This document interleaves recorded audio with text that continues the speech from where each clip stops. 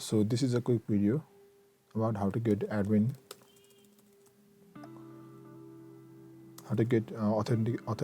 authenticated user name in dashboard. So for that, Yeti codecamp@gmail.com password.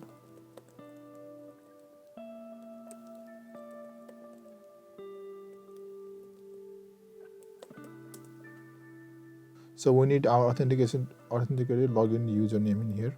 So for that, go to the file. This is the sidebar file, and this is the static name. Now we need dynamic name here. So for that, copy it.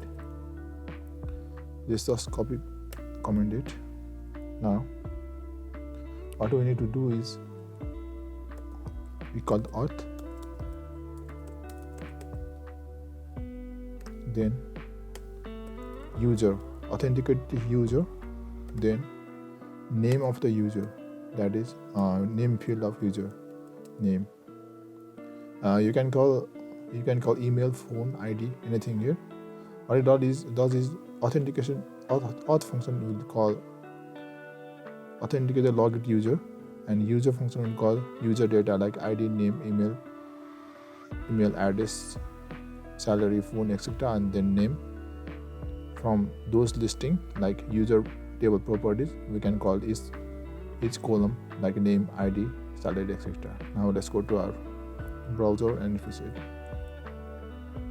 So Yeti Code Camp, this is authenticated username.